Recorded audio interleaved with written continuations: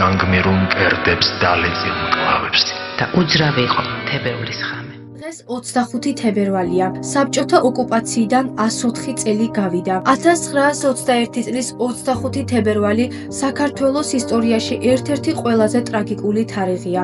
დღე, როდესაც თბილისი რუსულმა მე-11 წითელმა არმიამ დაიკავა და შედეგად საქართველომ თავისუფლება დაკარგა და საბჭოთა იმპერიის ნაწილად იქცა.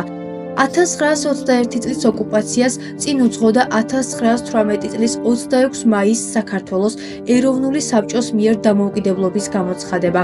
დამოუკიდებელი საქართველოს საგარეო ვითარება იმ პერიოდში რთული იყო.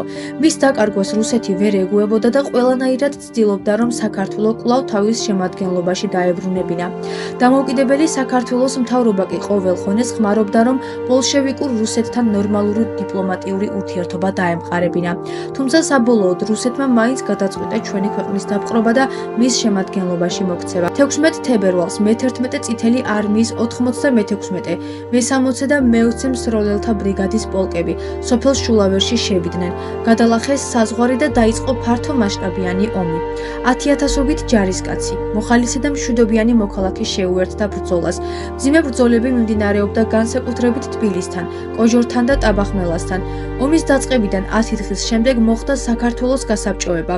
დღევანდელ თავისუფლების მოედანზე ამჟამინდელ საკრებულოს შენობასთან კომუნისტებით სავსე პირველი სამხედრო მანქანა დადგა.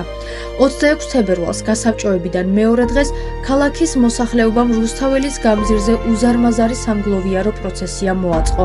წითელმა არმიამ კი 25 თებერვლიდან 7 მარტამდე საქართველოს დანარჩენი ტერიტორიებიც დაიკავა.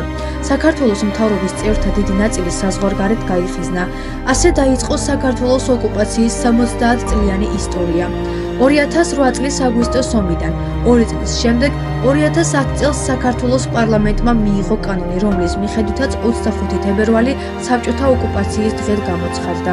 ოკუპაციის მსხვერპლთა პატივსაცემად ამ დღეს საქართველოს მთელ ტერიტორიაზე სახელმწიფო დროშები ეშვება.